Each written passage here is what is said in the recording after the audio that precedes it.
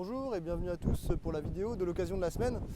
Cette semaine, un John Deere 6230R de février 2020 et totalisant à l'heure actuelle 1067 heures.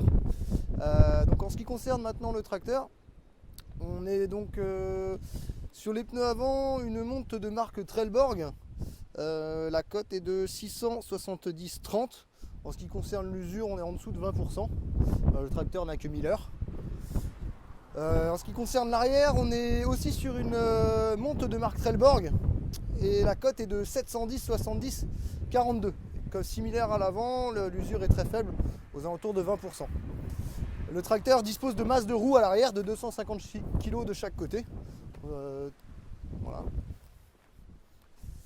En ce qui concerne donc les phares de travail, nous avons donc 8 phares de travail à l'avant, donc 6 en haut de cabine. Et deux latéraux, phares LED, donc qui éclairent très bien, très pratique pour le travail de nuit.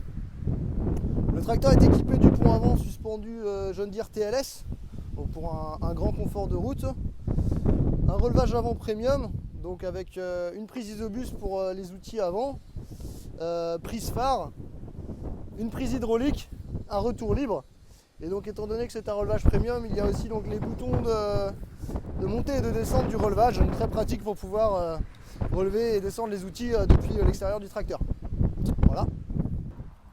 En ce qui concerne maintenant donc l'arrière du tracteur, nous avons donc 6 phares de travail en haut de cabine, donc 4 phares qui donnent vraiment sur l'arrière, 2 latéraux et donc 2 aussi sur les ailes.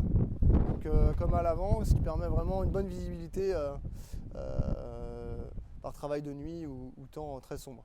Aussi les panneaux de gabarit, étant donné que le tracteur est assez large, le tracteur est équipé donc des panneaux de gabarit qui normalement sont en option. Voilà. En ce qui concerne les ailes, donc nous avons les commandes de relevage et le bouton d'action de la prise de force sur le côté. Le tracteur dispose de 5 distributeurs hydrauliques à l'arrière, donc on peut voir les 4 premiers ici, le 5e juste là.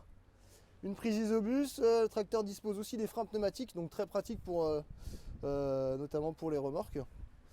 Le tracteur dispose d'un réservoir d'huile supplémentaire, la cabine suspendue hydrauliquement et les stabilisateurs automatiques. Voilà, enfin un attelage Python pour les outils arrière, notamment les belles. Donc nous voilà maintenant à l'intérieur du 6230R. Comme vous pouvez le voir, le tracteur est équipé du commande arme John Deere, donc avec la partie de l'écran, la partie boîte, la partie réglage. Donc on va commencer par la partie réglage. Donc nous avons ici donc le réglage du relevage arrière, de la molette sur le côté. Nous avons ici donc certains distributeurs, les autres sont sur cette commande là et la commande pro. Bouton d'activation de la prise de force. Nous avons là tout ce qui est réglage de phare de travail, autoradio, climatisation, ventilation. La partie HMS, donc e-tech pour le bout de champ. Voilà. La poignée de régime moteur à main, pardon.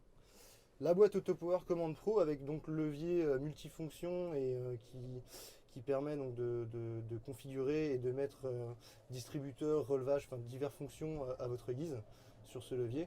Possibilité aussi de faire de l'hydrostatique en posant le levier sur le côté avant et arrière, donc ce qui évite d'utiliser l'inverseur à petite vitesse.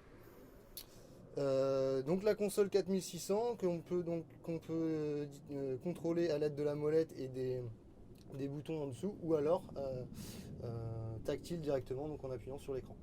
Voilà. Enfin donc le mono-levier, donc totalement configurable pour le relevage avant et distributeur, encore une fois totalement configurable à l'aide de l'écran. Ce tracteur est activé auto-track et contrôle de section, donc vous pouvez faire de l'autoguidage et donc du contrôle de section avec une antenne en plus sur le toit. Voilà. En ce qui concerne enfin l'équipement du tracteur, nous avons ici donc toutes les prises, notamment des prises USB, très pratiques pour pouvoir recharger mobile ou autre. Voilà.